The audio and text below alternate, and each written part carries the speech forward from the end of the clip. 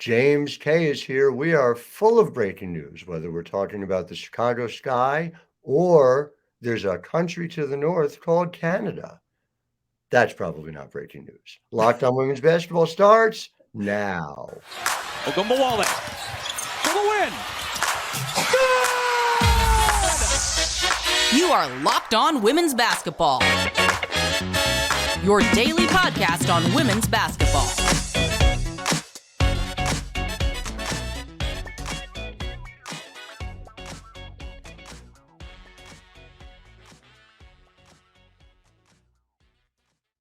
Well, hi, everyone, and welcome to Locked On Women's Basketball. I'm your host, Howard Megdal. Thank you for making us your first listen every day. We cover the world of women's basketball 6 days a week on the podcast. Make sure you subscribe at YouTube or wherever you get your podcasts. Obviously, it's more than just me. It is the entire incredible team over at The Next, thenexthoops.com. You can subscribe for $9 a month, $72 a year.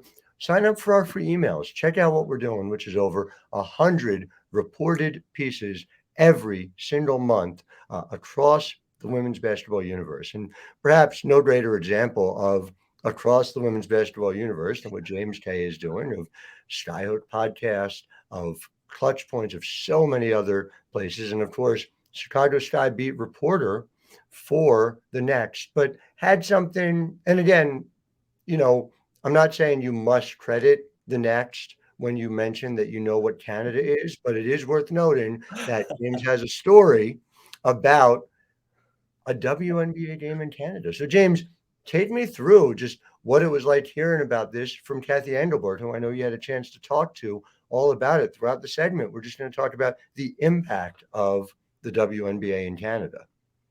It's crazy because I remember when Cathy Engelbert first came in, how she had talked about wanting to expand the game, not just in the United States, but globally. And I was curious when Canada was going to enter that conversation as well, given the success that Toronto has had with its NBA team, which I don't know, Howard, if you knew this before, but Toronto, there is like this men's basketball league. The NBA, I think they call it, right? Yeah. We'll talk about that a little later on. There's apparently some podcasts in the Locked On network that handle that too. So yeah, fast, but yeah, good for them. Yeah, a little further lead coming along. But one of the things that Cathy was talking about was how the league was planning on doing this of March of 2020 before, and then the global pandemic happened, and that's yeah, exactly. Must go with The Next. And it took the league a while to get to this point where, again, 3 years later, they're able to send the Sky and Lynx to Canada for a preseason game that's going to happen on May 13th at the Raptors Arena. I don't have that off the top of my head. I think it's like Scotiabank Arena. And go to thenexthoops.com, so we have it in there. Absolutely. Thanks to you. And I think this is a really exciting time, though, for the WNBA. I mean, I don't think they would have done this if this wasn't financially viable for them. It is important to grow the audience. And Cathy said yesterday she was told that there is an estimated 5 million WNBA fans in Canada, which I thought was a pretty interesting figure. So it's going to be interesting to see how much the Canadian fan base shows up in Toronto, given how big the country is. I mean, maybe there's no easy answer to this, but is the fact that the Sky and the Lynx especially are further north, like, does that play a part in it? Are we thinking that geographically those particular teams might have a greater following in Canada? That's an interesting point. That wasn't mentioned during the press conference yesterday, but these two teams were originally going to be in the exhibition of 2020. So I believe that since they were scheduled already back then, that they wanted to make sure that they could fulfill that opportunity they provided them in 2020. But I'm assuming that the proximity has a decent amount to do with it. I know on my podcast, a lot of our our listenership actually comes from Canada. So it wouldn't surprise me if proximity did play a role in the decision to send those two teams to Toronto. It is a fascinating thing, the WNBA in Canada. And when expansion is discussed, it is based around the idea of market. And a lot of the time there is I think, an ignoring of the fact that you need the right ownership group to come in. You need to have somebody who's willing to invest long term, and you need to have a place to play.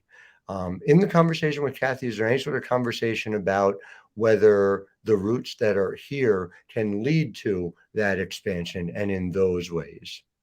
Absolutely. Cathy actually mentioned that Toronto is among the cities that are on the narrowed list. That's the term Mhm. she used, that could be involved in a potential team being placed whenever league expansion happens.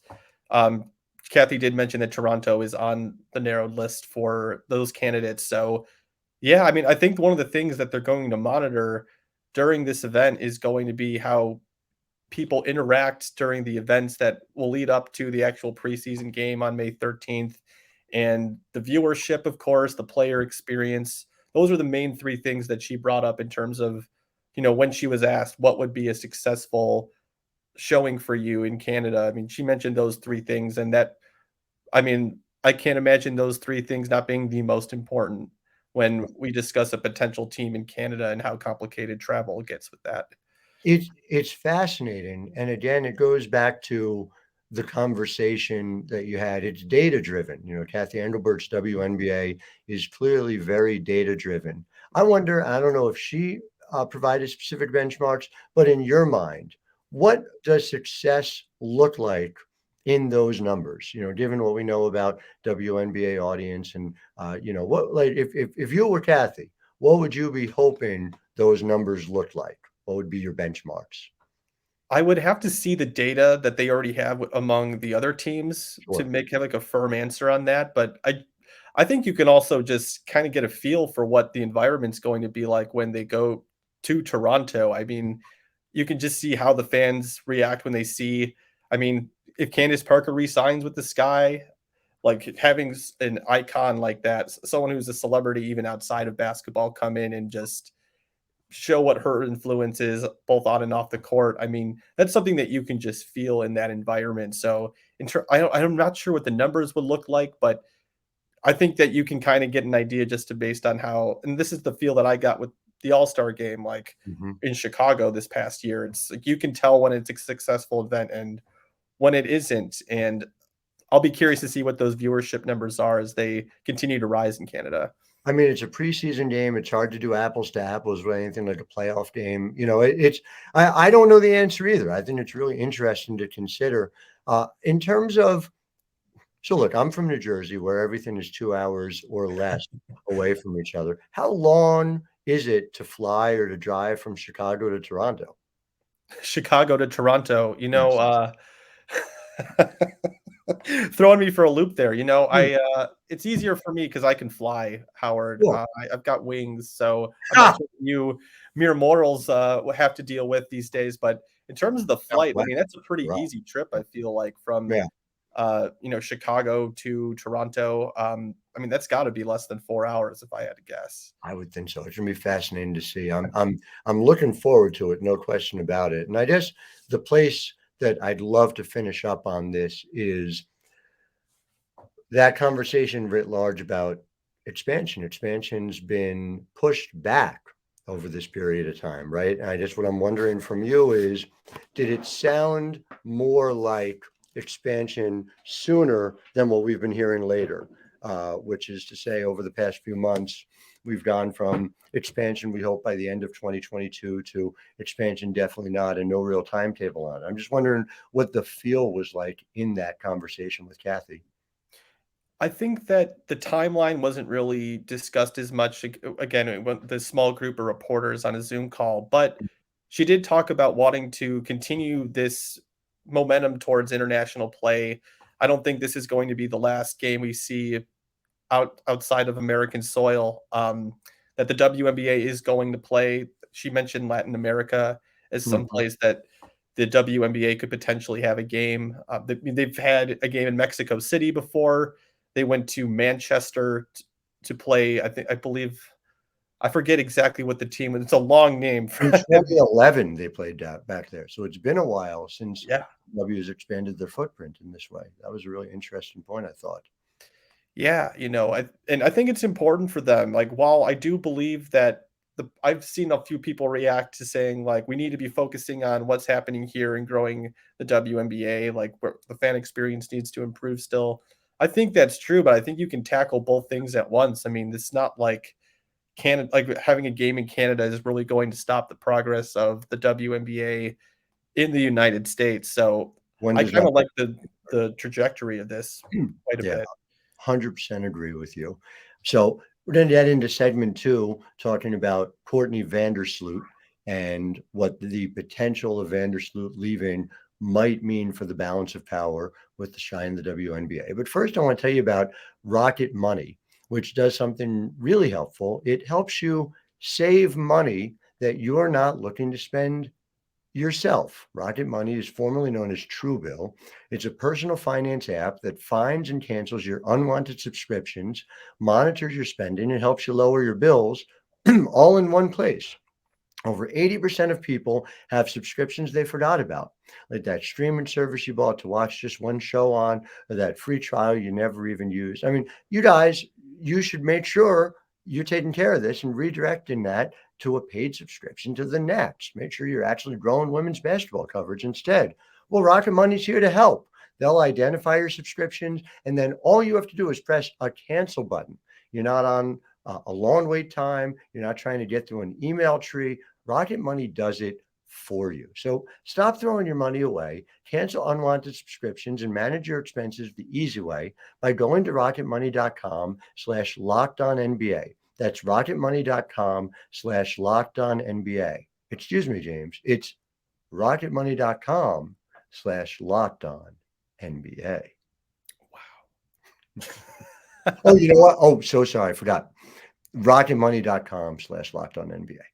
Well, Courtney Vandersloot, there was a report out there by, I'm just going to look, me, that there's mutual interest between Courtney Vandersloot and the New York Liberty. Very preliminary, of course.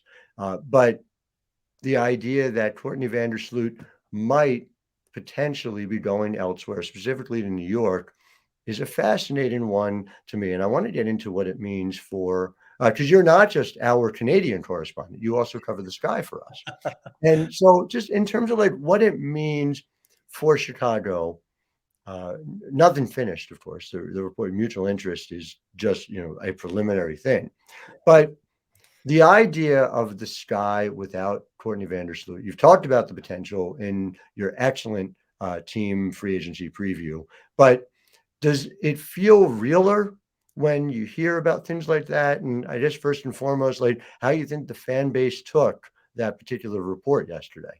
The fan base was not particularly happy with that one, Howard. I'm not going to lie, but they went into panic. And I kind of understand that because, Courtney Vandersloot, when it's all said and done, could be looked at as the greatest facilitator in WNBA history. And when you lose a player like that, you really can't recoup the value of that player, whether it's through free agency or honestly, even going the trade route. I think Courtney is the best point guard in the league. So when you lose a player like that, potentially, it's going to hurt your franchise. And to me, though, Howard, I feel like this really is going to help Courtney negotiate with the Chicago Sky. Like, I wouldn't be necessarily all doom and gloom if I'm a Chicago Sky fan because one, she just signed with the team in Turkey, and that already is going to give her a little bit of leverage with the Chicago Sky, being like, you know what?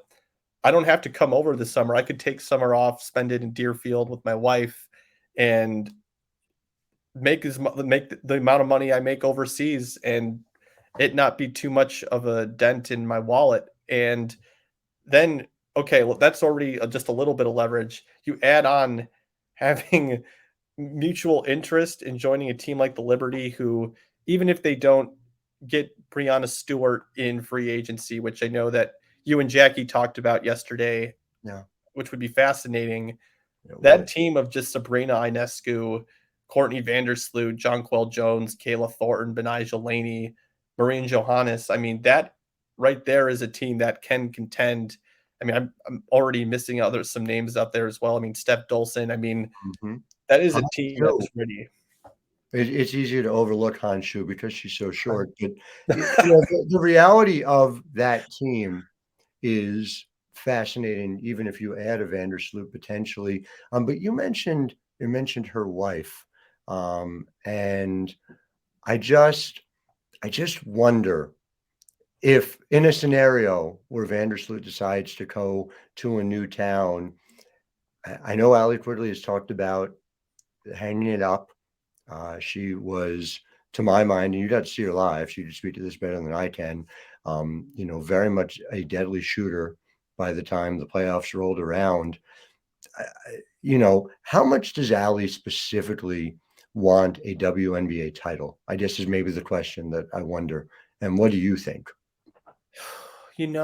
I think that those two, and by those two I mean Courtney and Allie, they're so competitive. They want to win so bad.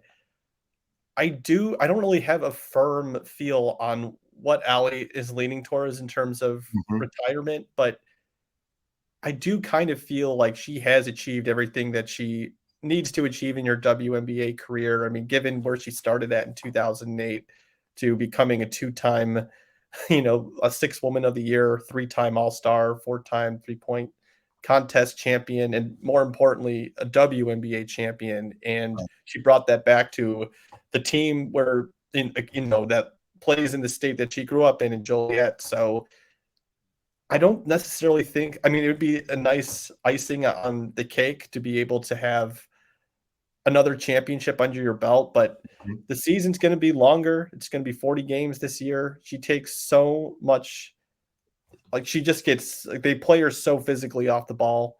And to go, again, to have to do that, be conditioned to run all over the place for 25, 30 minutes a game. It's just, I'd be surprised if Allie Quigley returned, but she is playing. I think that she is going to be playing overseas, if I'm not mistaken. Mhm.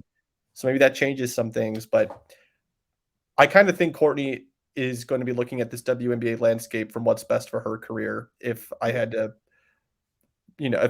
put a prediction on it. It makes sense, and it's so hard to know. I mean, listen, if she came to New York, she has the chance to talk to Jackie Powell on a regular basis, which is a big benefit, in my view. But I understand there are other considerations as well.